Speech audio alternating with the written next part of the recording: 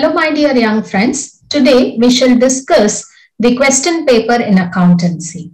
There is a new model question paper that has been released recently by the Karnataka PU board, so which will be the subject matter of our discussion for today. So here the question paper again for 100 marks has a small variation in comparison with your previous year's papers. The number of questions have been increased and the choice is supposed to be more. So anyway, we will just straight away go into the discussion. So here we begin with on the discussion of the first section A over here.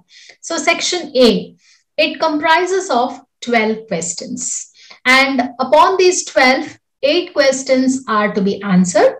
And normally we find one question from each chapter that is being asked. So whenever these objective type questions are being asked, it becomes mandatory that you may have to write the answers for one particular section, that is section A, at one place continuously. This is the instruction number 1 being given in the question paper. All the sub questions of section A should be answered continuously at one place. And before moving into the analysis of the question paper, a few tips from me that you may have to put the question numbers promptly across the margin, and there should be also a specific mention of the section. Even if you are going to write the various questions of one section at different places, it is important for the student to mention the section A, B, C, D, and so on, and the question number appropriately needs to be mentioned in the margin. Moving on, the analysis of these 12 questions would put you into the thinking that one question from each chapter would be given. And prominently, the questions would be based upon the contextual practical part of what we have discussed on that particular chapter. And usually you find 3 MCQs, multiple choice questions. And whenever children you are answering these multiple choice questions, make sure that you may have to write the choice A, B, C, or D, and also it is necessary to write the particular answer too. For instance, look into this second question. Partnership deed contains A, name of the firm, B, name and address of the partners, C, profit and loss sharing ratio, D, all of the above. So you know that the correct answer is B, all of the above. So how do you write this answer? By writing D, and also you may have to mention the answer like this. The answer should be written this way with the choice A, B, C, or D, and also that the answer should be present. And don't forget to write the question number in the margin. Then section B. Now this comprises of 8 questions here, and upon which 5 needs to be answered. And this would be for 2 marks each. And when you're answering this question, make sure that 2 valid points of an answer are being written. Imagine it is either the differences, the meaning, the definition, whatever is being asked. We can take one example, say what is sacrifice ratio? So sacrifice ratio usually is the ratio when it is computed at the time of admission of the partner, and generally sacrifice ratio is understood as the old ratio minus new ratio. So when a new partner enters the partnership firm, that he may has to sacrifice a portion of his profits in order to accommodate the new partner, and that portion of the profits what he is sacrificing to benefit the newly admitted partner is what you call it a sacrifice ratio. So this, if you could explain in one sentence, and beneath you write sacrifice ratio is equal to old ratio minus new ratio. Likewise, you could make 2 important valid points to be written across each answer. Normally, the valuation would be based upon the 2 points that you give. Section C. This has got 8 questions being given, and here any 4 are to be answered. So from the fundamentals, you could see that there is an expectation of 2 questions from partnership fundamentals. NPO generally, from not-for-profit organizations, we do not find a question on this. In case if there is a possibility of asking, it would be receipts and payments account being asked. So since there is a practical oriented question on finding out whether the given items are under the head revenue or capital, so the appropriate weightage would go into that practical oriented question. So necessarily there may not be a question for 6 marks. So there is only possibility of getting a 6-mark question from NPO would be on the preparation of receipts and payments account. And next, from the partnership fundamentals, we can expect 2 questions: the preparation of profit and loss appropriation account and also the interest on drawings computation. Both the methods are important. That is your product method as well as the shortcut method, average period method. So you must be versatile, expecting any one of these methods in the computation of interest on drawings.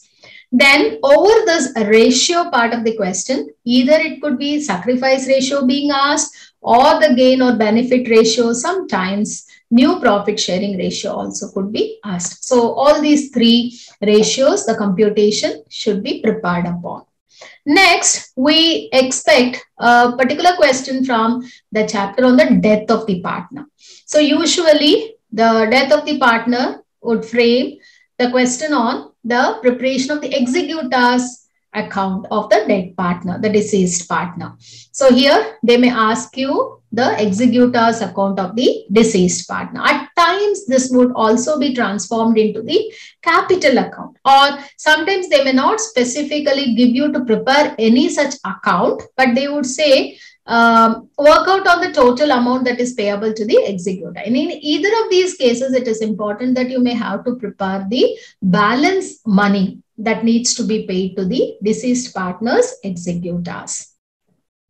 Then here comes a question on shares or debentures, and most appropriately it would be on debentures, because shares you do get a 12 marker. So there it would be a repetition. That is the reason why this would be opted for an issue of debentures. So it could be the issue of debentures either with premium or under discount. Any of these could be asked. And in case if both premium and discount both are not being mentioned, it could be at par, then you may be asked to give away the entries till the end part of that particular question. Here it is past the journal entries up to the stage of first and final call money due. Supposing that this debenture issue has been mentioned as the issue being at par, they may ask you even including the collection of such call money due. Moving on, you have the preparation of the profit and loss account being given here. So the profit and loss account, as we call it as income statement, as per the Companies Act, that you have to check on the format here, that the format comprises of revenue from operations and add other revenue that you get as total revenue minus expenses. The heads of expenses are given. Students, working note becomes compulsory when you have more than one item being given. For instance, if you see over here, salaries to employees, leave encashment. So these two come under actually the employee benefit expenses. So whenever you have more than 2 items being given in the question, it becomes important that you may have to show it in the form of working notes. So learn all the heads of the expenses. The format will contain only the heads of the expenses that is being given under the Companies Act. Now, you cannot take the salaries or leave encashment as it is. You may have to put it under this appropriate heading by preparing a working note. And after all the expenses are being totaled, you may have to say that revenue minus expenses would give you profit before tax, minus tax is again profit after tax. So this is one very easy corner of scoring more marks on this section. Next is calculate current ratio and quick ratio. There are 2 models of questions over here.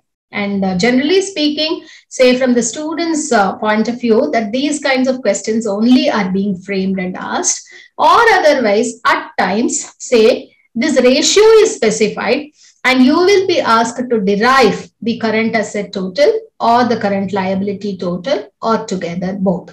So an algebraic expression has to be formulated, and using a cross multiplication, you will be able to determine the current asset or the current liability amount. So altogether, this chapter, ratio analysis, you get a question for both 12 marks as well as for 6 marks. And 6 marks, it would be generally the current ratio and the quick ratio being asked. Then you have the cash flow statement. This is the chapter which is only meant for 6 marks. So normally it's a practice that they go with investing activities, or at times operating also would be asked. So wherein you may have to go with, say, the cash flow statement, which contains both the inflows and outflows. The net cash inflow or the outflow has to be derived. So here 8 questions, as you see from different corners of the chapters, excepting NPO. NPO is not here being, in this particular model paper, it is not given. But one option, as I told you, is the preparation of the receipts and payments account, or otherwise it could be partnership fundamentals, 2 questions. And then admission, you don't have any over here. Then death of the partner, retirement also, there is no question for 6 marks. So you move into death of the partner.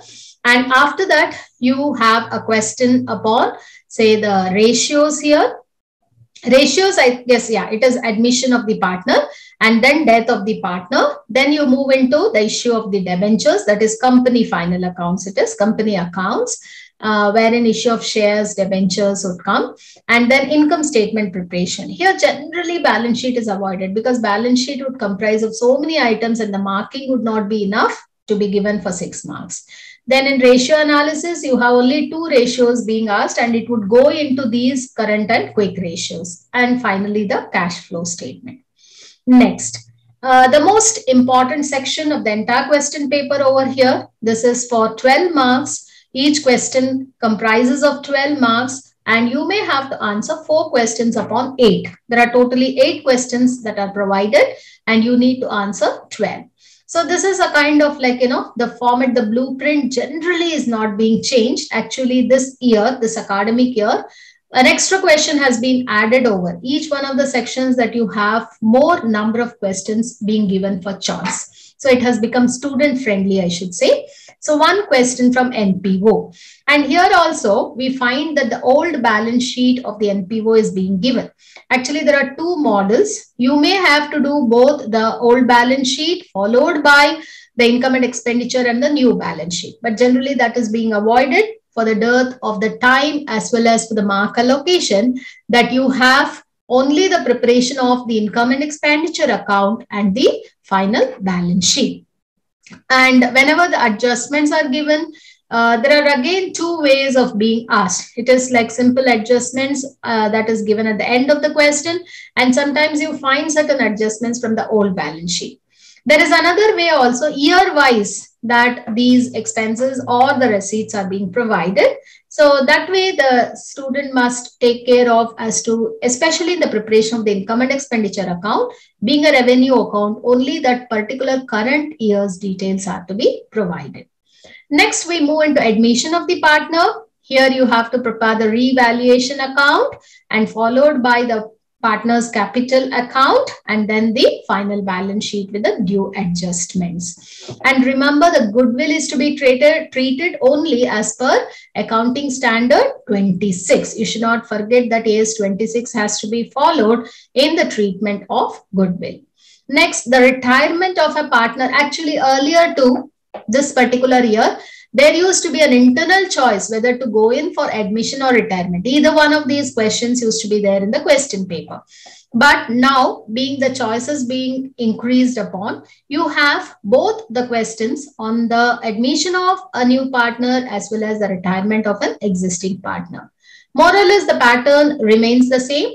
Here also, we prepare the revaluation account and the partner's capital account, followed by the new balance sheet after the retirement of the partner. Next, we move on to the dissolution. Dissolution is also one easy corner to fetch more mark students. So there are 3 accounts that needs to be prepared.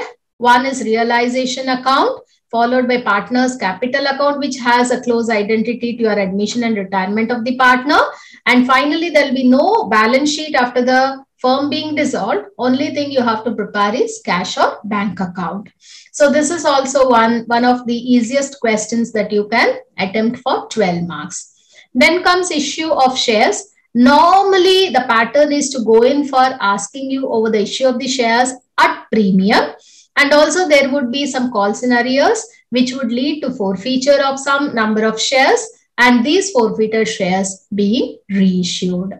So reissue happens at a discounted price, and if the excess of money is there into the forfeiture account after reissue would be generally transferred to capital reserve account. So this is one of the easiest corners. And then here, redemption of debentures. When it comes to redemption of debentures, 90% the questions would be on the issue and redemption of the debentures, and there are 6 situations. Your teacher would have analyzed over all the 6 situations, issue happening at par, premium or discount, and redemption in each case happening either at par or premium. So the redemption does not happen at discount as per the Indian Companies Act. So thereby leading to 6 different situations. If you are thorough with these 6 situations, the journal entries to be drafted. So here any 4 situations are being asked. There are compound journal entries. Usually 2 entries in every situation happens, and the first entry happens to be similar in all the cases except for the money computation. So wherein that would receive 4 into 1, 4. And wherever there are compound journal entries, depending upon the number of accounts that are being dealt with, either 1.5 or 2 marks are allotted. Accordingly, 12 marks will be appropriated among these 4 entries. Very rarely, the interest component with the TDS also is being asked. Very rarely. Or otherwise, this is the usual pattern of the question that is given for the redemption of debentures. Then you have common size balance sheet, or at times comparative balance sheet also is being asked. And here it is like when common size balance sheet is asked, the totals of the assets or the liabilities being same, both of them. So you need to take these as totals, the common numbers, and to find out the percentages of the respective years. So here 4 columns would be taken. The number followed by the percentage. The comparison has to be done. Each item needs to be compared with the totals of the assets or the liabilities. But care should be taken that you need to follow the format strictly. Very important is the format of the balance sheet as per the Indian Companies Act, what you have learned for 6 marks, Schedule 3 of the Indian Companies Act 2013, that format needs to be followed. Then finally, you have the accounting ratios. Generally, 6 ratios would be given. 6 into 2, 12 marks. The formula carries a mark and your computation carries another mark. Then moving on to the last section of the question paper, section E, which says it is practical oriented. Reasonably speaking, there are 15 questions that are given under the PU board model question bank, and these questions only are being given into this section.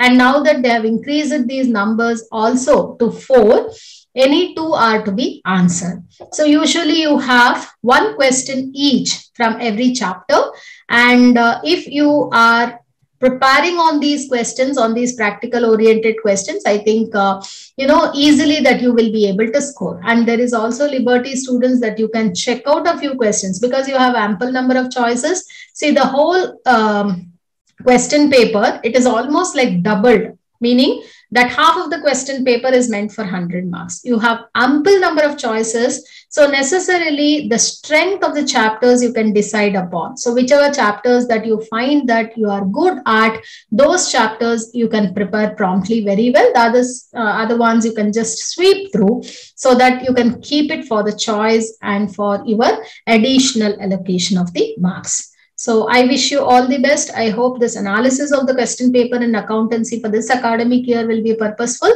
Do prepare on these question papers which are found on the PU website, and also you can take additional questions likewise from each one of these chapters to strengthen your study.